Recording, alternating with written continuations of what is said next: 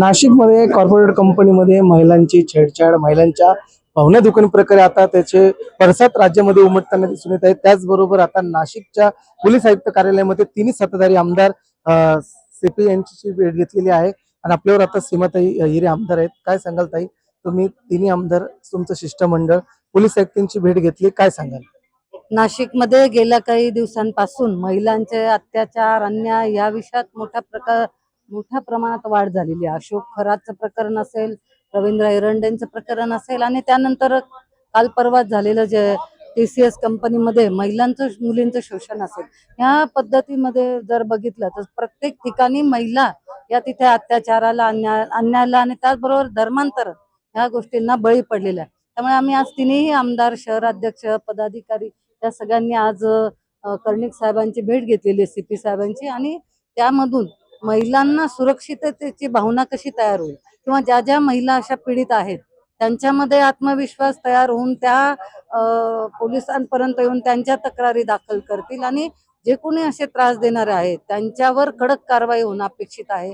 सध्या SITचं चौकशी ही अशोक खरातांची चालू आहे, त्याचबरोबर रवींद्र एरंडेंची चालू आहे। ते तर आमच्याच मतदारसंघातले पत्रकार ज्यांना आम्ही म्हणत होतो, तर त्यांनी सुद्धा अशा प्रकारची वागणूक केलेली आहे। हे पाहून अक्षरशः लाज वाटते की अशा प्रकारचे सुद्धा लोक असू शकतात आणि पत्रकार नावाच्या गोष्टीला त्यांनी काळीमा फासलेला मला असं वाटतं। माणुसकीलाच फासल्या, पण त्यातही पत्रकारांकडे बघण्याची दृष्टिकोन ही वेगळी असते आणि त्यामुळे हे जे प्रकार चालू आहेत नाशिकमध्ये ते अत्यंत त्रासदायक आहे। मला वाटतं आत्ताच आम्ही काही लोकांशी बोलल्यानंतर त्यांनी आम्हाला विचारलं, नाशिकमध्ये काय चालू आहे तुमच्या, किंवा नाशिकमध्ये अशा घटना का वारंवार घडतात।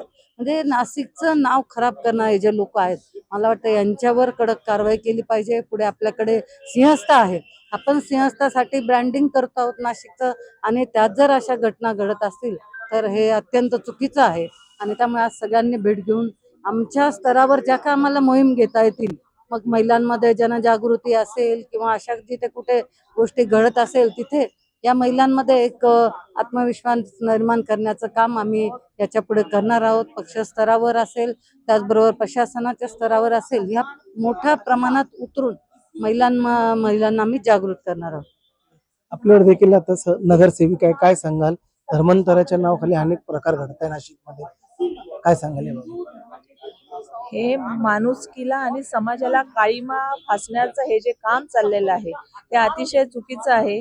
केरला फाईल 1 आणि 2 जेव्हा आल्या तेव्हा अनेक विरोधकांनी किंवा बाकीच्यांनी अगदी छाती बडवून घेतल्या की चुकीचा प्रोपगंडा केला जातोय, चुकीचा प्रोपगंडा केला जातोय, पण हे सत्यात आता आपण बघतो आहे आणि हे तर छोट्या पद्धतीने पुढे आलेले आहे। एक मोठं रॅकेट असणार आहे आणि ज्या महिला, मुली ज्या गरजू आहेत, ज्यांना रोजगाराची गरज आहे, अशांना टार्गेट करून अशांना पीडित केलं जातं, ही अतिशय निंदनीय घटना आहे।